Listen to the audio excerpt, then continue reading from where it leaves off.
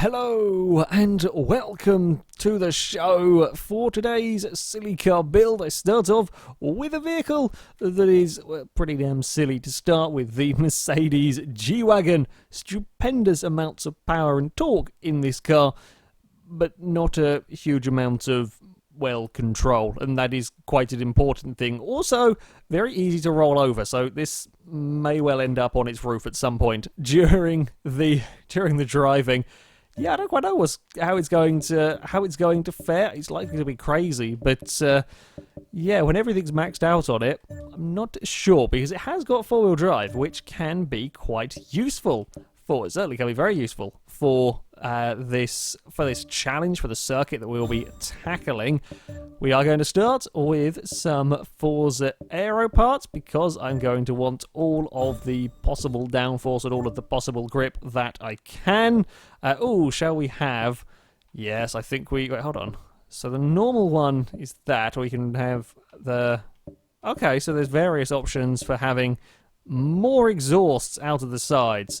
Okay, I think I prefer the Mercedes one, so yes, we will have some more. Did that give us anything good? I suspect probably not. No, but I like having more exhausts, so bugger it. And then we can we can save £10 by adding cages around the lights. Yes, that is a thing that I want to do. Don't quite know what those cages are made of, but it's very, very impressive, whatever it is. Okay, that's that stuff done. Tyres, some race tyres should hopefully come in handy. I'm hoping for some big tyre widths as well on here. 295s on the front, not too bad, certainly. What are we going to get on the rear? Yeah, the same. 295s all round then for the Merc. It's okay. It might be a tad oversteery, but the four-wheel drive should hopefully deal with it. I think the bigger problem is going to be, well, the weight of the car and just simply not having really that much grip to get around the corners anyway with. So we will see. Yes, we will definitely want the driveline in there, the diff as well. I'm hoping the weight reduction is going to save a huge amount of weight. We're unlikely to see this at yeah. I was going to say much under 4,000. It's not going to be getting to 4,000, I don't think. The weight reduction on these larger cars does tend to take off a large number, but it's not going to be enough to make this really a agile car. I think I had to think for a minute, sorry, as to what best to use to try and describe this vehicle. Yeah, it's not going to be agile. It's going to have, Jesus, 250 pounds for the roll cage, but that chassis rigidity could be very, very helpful with a vehicle like this one. So we will indeed be using it. £1,300 save, so down to £4,500.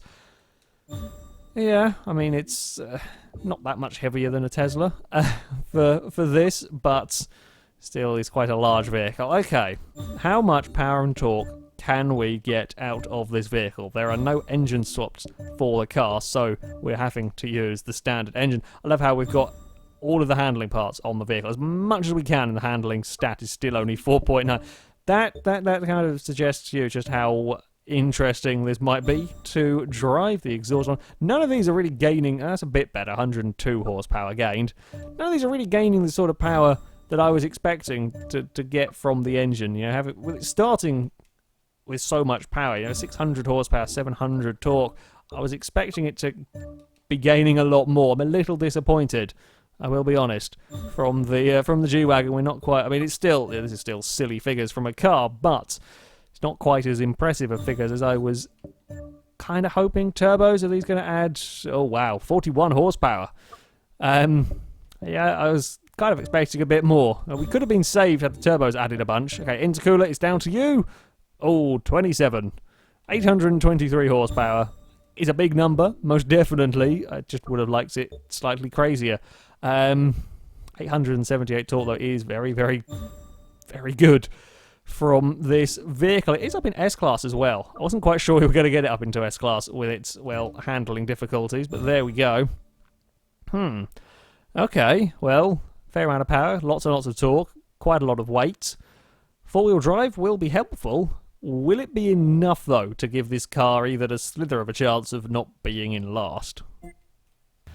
So of course, to test out the Mercedes, I have brought it to the Virginia International Raceway, where it will have 5 laps around the Patriot alternate layout in an attempt to, well, hopefully stay on all 4 wheels. It is not really going to be challenging the top of the table. The Toyota Camry NASCAR, the Beati Veyron with their 1070 and 1072 respectively, are not going to be quaking in their boots at the thought of a Mercedes G-Wagen going around here. If this can beat the Mini, our current bottom of the table, 18.2, the front-wheel drive 700 horsepower Crazy Mobile, then that would be a start. Maybe it might get near the Rolls-Royce Dawn.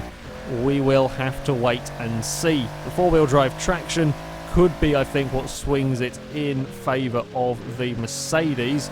May have braked a little too. I wasn't quite sure. I wasn't quite trusting the brakes. Yeah, the biggest concern I have with this car is the curbs around, not so much around here, we're not really going fast enough. Where we saw the Mercury fall over, possibly even up here, that could be a problem area. There is not a huge amount in the way of grip. Don't know if down here the curbs are big enough. We might just about be going fast enough to cause some issues. Yeah, across there the curbs might be. No, okay, so the G-Wagen is staying firmly planted on the ground. That is good news in terms of lap time. I mean, bad news in terms of FailRace video. Normally I want cars to fall over, but trying to go quickly with this silly contraption, it is good news. Of course, that curve, okay, it's actually behaving better across these curves than I was expecting it to. It is actually a little bit nicer through these corners than I was expecting as well. The giant Merc, especially having driven the standard one for the hot laps with the SUV Showdown. It was so awful to drive, but this upgraded one is a damn sight better. I'm very impressed, actually.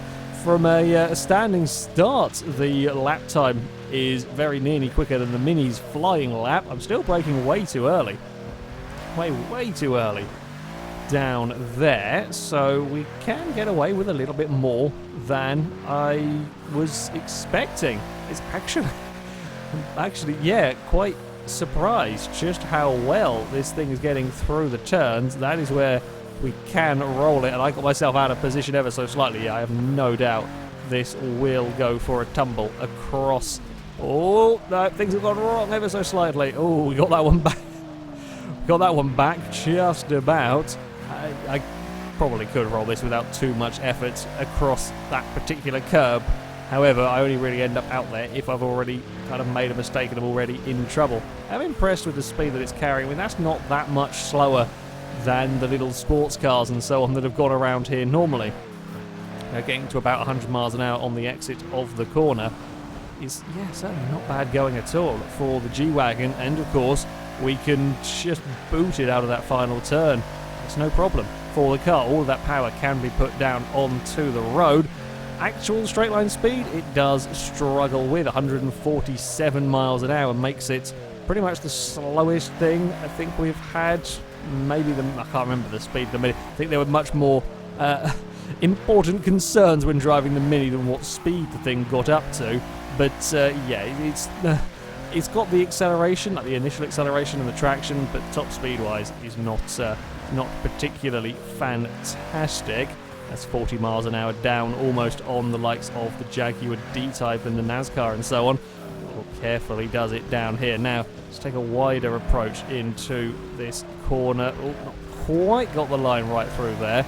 The visibility is not quite the great. That is a nasty turn, that one. Very, very difficult one to judge correctly. The slight lack of visibility not helping matters. Just the pillars in exactly the wrong place for that corner. Still finding myself braking a little early, perhaps, in a couple of places. Go on, G-Wagen. There's an apex somewhere there. I don't think we quite got to it, but it's somewhere there. It's going to have to be a lot slower. I'm quite pleasantly surprised. I was really expecting a lot more understeer. 14.5 that time around. Can we get some more lap speed out of the Mercedes? I am hoping so. Oh, big stop down towards this first corner there. Did get it all under control, though. Yeah. Perhaps why it feels much better under brakes down there than I was expecting is because it's just simply not going anywhere near as fast as the other cars, pretty much, that have gone down here. Oh, I knew, as soon as I started on that line, I knew that was going to go wrong, but to stop it from doing that, I was going to have to go so far out of my way and lose a lot of time. I figured it was better just to go for the spectacular. Oh, please I want this to be the fastest lap in some respects, just for that big two-wheeled moment. We found a 10th. Somehow we found a 10th of a second in that sector, despite the massive, massive two-wheeled moments. I was really expecting more silliness from the G-Wagen. Even I've got better driving with these silly cars, or I'm just expecting them to be a lot worse than they end out being. Because this is a lot of power and a lot of torque and a lot of weight in a rather high-riding Mercedes, and it's, well, a 113.8. It's really not as tremendously silly as I was expecting it to be. Right, can we get any more time? We lost that 10th of a second in the final sector, so maybe... Oh no, maybe not, maybe not. Ah, I pushed it too hard. I was trying to make up some lap time, and it's all gone a little bit pear-shaped.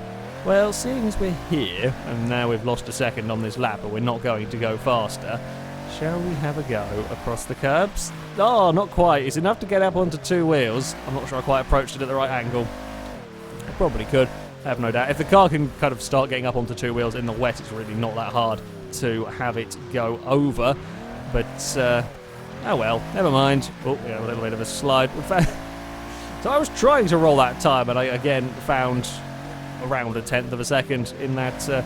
That's the line. You've got to try and roll the cars in these in these laps. That's how you go faster. Some totally helpful FailRace advice for you right there. Oh no, we're not going to make that. Try and get into that bloody final corner in these cars is a little bit of a difficult thing sometimes. I'm carrying too much speed, really. Well, that was a much more pleasant experience than I was expecting. I really thought I was going to fight the car the entire way around. I know it's a very heavily modified G-Wagen, but I really did not expect it to be that controllable, that composed, and, well, quite that quick. Considering the amount of speed it is lacking in a straight line compared to the other vehicles, that 113.8 is really not that bad going. It does indeed beat the Rolls-Royce Dawn by less than a tenth of a second, but it beats the Dawn. It's only a couple of seconds down on the Caterham R500. You know, the lightweight track car? And, well, this. Only 2 seconds separate them. And considering the Caterham is sort of three seconds down on the Hot Wheels Mustang up in third, that's, I think that's pretty good going, really, from the G-Wagen. I'm very pleasantly surprised. I was expecting it to be utterly, utterly horrendous. But that was really not the case. It could have had mountains of understeer. It didn't. It was, yeah, a surprisingly pleasant driving experience. Well, it survived the track very well. Now, though, time to see how fast this brick will go in a straight line. And that, of course, means heading to Le Mans. Now, the Mercedes, while it has got a lot of power, it's certainly nowhere near the highest horsepower output that we have been seeing down the straights. Combine that with about the worst possible shape, I think, for speed running. This is not going to be challenging the top. I mean, again, this is going to be down. Hopefully, it can beat the Pontiac Aztec. I don't want anything going slower than the Aztec. However, if it can get by sort of the road, if it gets 200 miles an hour, in fact, I think I'll be doing very, very well with it. Judging by this benchmark initially, I'm not sure that is quite going to be the case here. We might be struggling. You know, 181 miles an hour is the Aztec's speed. We might fall foul to the Mini, possibly here. 184 miles an hour was the Mini's speed. This, I don't think, is going to get it. It does have 7 gears, so if I shorten the ratios down here, we'll probably be running in 7th as opposed to 6th for the 183 is about all we're going to potentially get out of the Mercedes. I do have other bigger concerns. We'll probably get up to the 180 mile an hour mark without too much in the way of issues. I'm not quite sure what is going to happen when this car goes around, well, the end, say the end of the straight, kind of the kink at the end of the straight. That might not be a pleasant experience in the G-Wagen, much as I suspect these corners might not be either. Are we going to see grip roll from the car?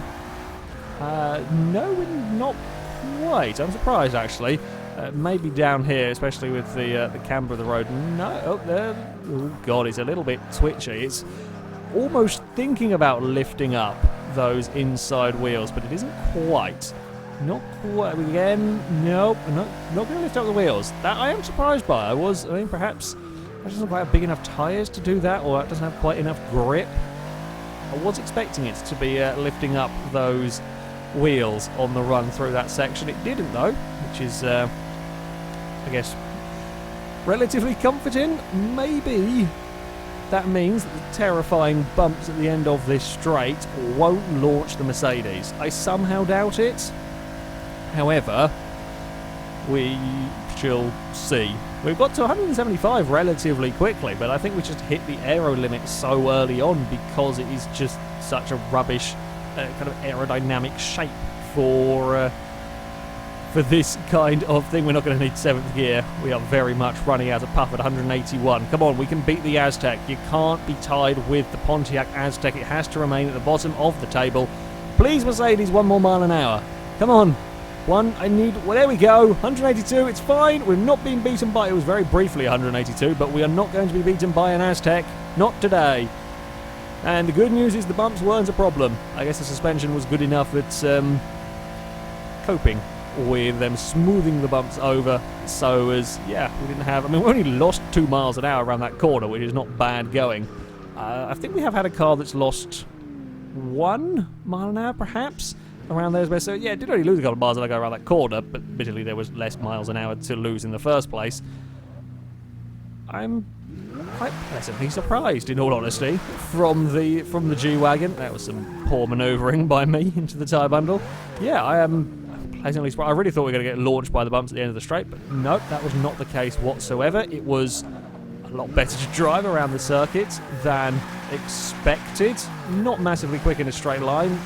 Would kind of expect that one, but yeah, surprisingly nice and easy to control.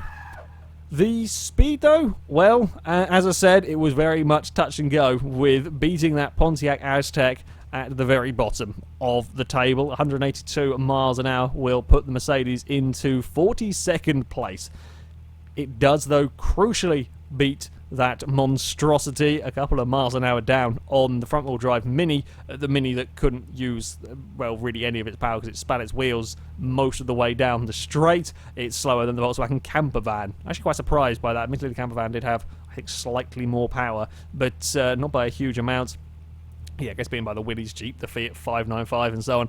Can't quite crack 200 miles an hour, but the control, the composure of the G-Wagen, I think, is what has impressed me with all of this. However, that is it for this video, guys. Thank you very much for watching, and until next time, goodbye.